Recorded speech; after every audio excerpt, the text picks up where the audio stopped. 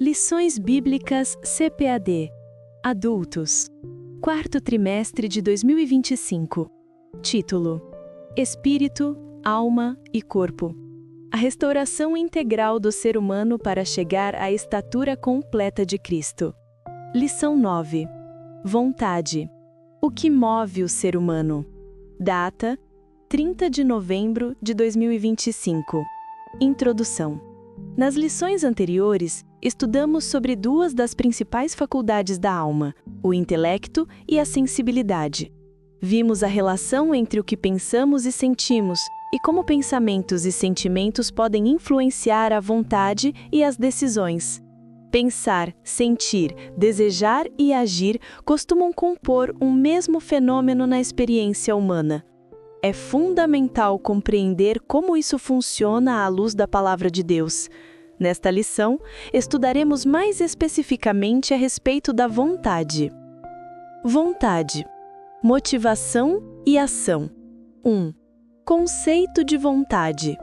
Volição, ou vontade, é a capacidade humana de desejar, querer, almejar, escolher e agir. Pode ser entendida também como motivação. Sem desejo ou vontade, não há motivação e, via de consequência, ação. Nesse conceito amplo, a manifestação da vontade, mesmo quando o que fazemos não era originariamente nossa vontade, mas de outrem, se a ela aderimos voluntariamente. Salmo 143, 10, Lucas 22, 42. A conversão é um exemplo de mudança na vontade humana por meio do arrependimento. Atos 3, 19.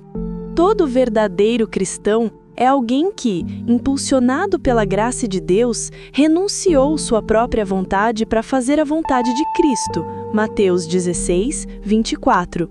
É o livre-arbítrio funcionando. Hebreus 2, 3, 13, Apocalipse 22, 17. 2. Do pensamento à ação. Um pensamento pode ser apenas um pensamento, sem relação alguma com um sentimento ou um desejo. Por exemplo, podemos pensar em uma viagem que fizemos sem que isso nos traga qualquer emoção. Mas também podemos recordar com nostalgia e desejar viajar novamente. E esse desejo pode nos motivar a comprar a passagem e repetir a experiência. Num caso assim, ocorre um fenômeno completo: pensamento, sentimento, desejo e ação. Aconteceu com Eva no Éden. Em sua conversa com a serpente, a mulher refletiu sobre o significado do fruto da árvore da ciência do bem e do mal até ser enganada. 1 Timóteo 2, 14. Ao acreditar na falsa elevação que obteria, sereis como Deus, Gênesis 3, 5, certamente sentiu alguma emoção. O próximo passo foi a manifestação do desejo, que gerou a ação. Tomou do fruto e comeu. Gênesis 3, 6. 3. Fraqueza de vontade. Adão pecou sem ser enganado. Isso significa que seu entendimento da proibição e consequências relativas ao fruto da árvore do conhecimento do bem e do mal não foi alterado. O problema de Adão se deu na esfera da vontade. Em vez de permanecer firme em seu propósito de obedecer a Deus, decidiu pecar, aderindo à vontade de Eva que lhe deu o fruto. Gênesis 3, 6, Romanos 5, 12. Quantas decisões erradas tomamos plenamente conscientes de suas consequências? Da violação de uma restrição alimentar a condutas mais graves, muitas vezes o desejo fala mais alto que a razão. A busca pelo prazer é uma característica da cultura hedonista. Vícios e compulsões arrastam multidões, mesmo que elas conheçam seus destrutivos efeitos. Assim, só Jesus pode libertar o ser humano de prisões espirituais. João 8,36, Romanos 1,16. Desejos, da escravidão à redenção. 1. A experiência do deserto. O povo de Israel tornou-se escravo dos seus desejos durante a peregrinação pelo deserto. Deixaram-se levar da cobiça no deserto e tentaram a Deus na solidão. E ele satisfez-lhes o desejo, mas fez definhar a alma. Salmo 106, 14, 15. Apesar das grandes maravilhas operadas por Deus, os hebreus, tomados de ingratidão, lembravam-se das comidas do Egito e se deixavam dominar por seus desejos. Números 11, 5, 6. Pensavam, sentiam e desejavam o que lhes era servido na casa da escravidão, de onde haviam sido libertos com mão forte. Êxodo 22, Deuteronômio 26, 8. O culto aos desejos lhes trouxe terríveis consequências: perecimento e morte. Salmo 78, 29 e 33. Números 11, 33, 34. Como nos adverte Paulo, tudo isso foi escrito para aviso nosso. Não nos deixemos levar por nossos próprios desejos. 1 Coríntios 10, 1, 13. 2. Os desejos na era cristã. O drama dos desejos continua na era cristã com uma diferença fundamental. Cristo venceu o pecado e nos dá poder para também vencê-lo. Romanos 6, 3, 6, 11, 14. Contudo, enquanto estivermos neste corpo mortal, enfrentaremos um conflito espiritual constante. Todo cristão precisa decidir diariamente entre sua vontade carnal e a vontade do Espírito, porque a carne cobiça contra o Espírito e o Espírito contra a carne, e estes opõem-se um ao outro, para que não façais o que quereis. Gálatas 5, 17. A carne, sarx, natureza pecaminosa, tem seus próprios desejos, que são contrários ao Espírito. Vê-se, então, em nosso interior uma luta travada.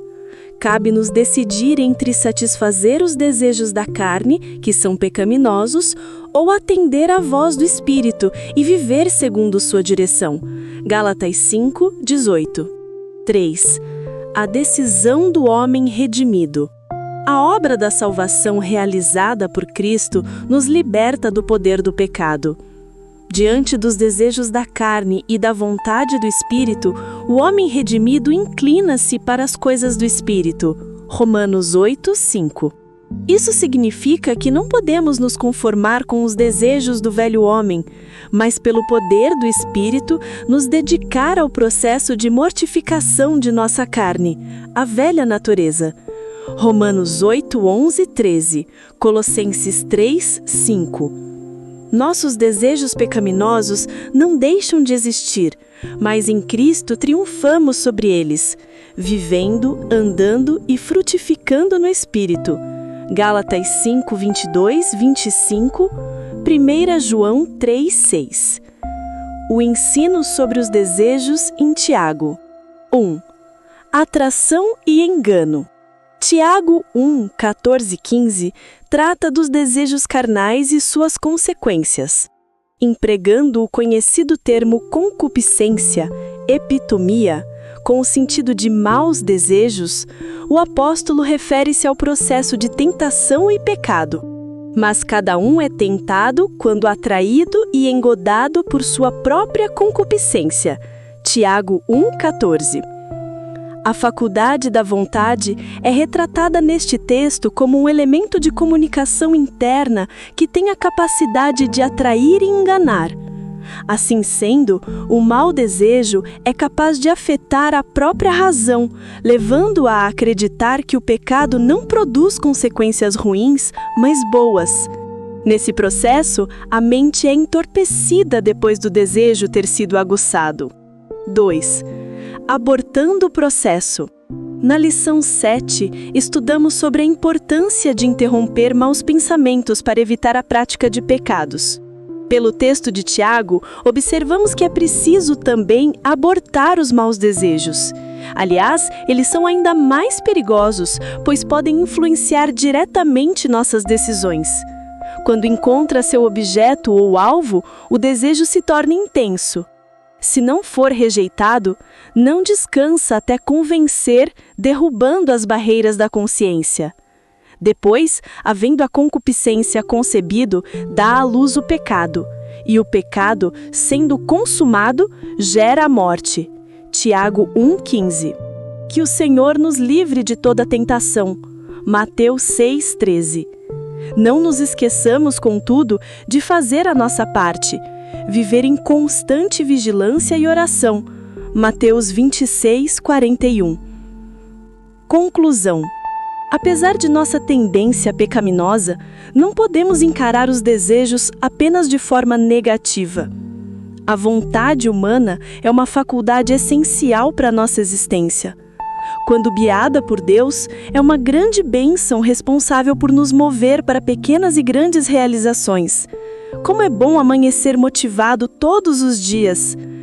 O ânimo e o entusiasmo fazem parte de uma vontade sadia e ativa. São dados por Deus e servem para nos impulsionar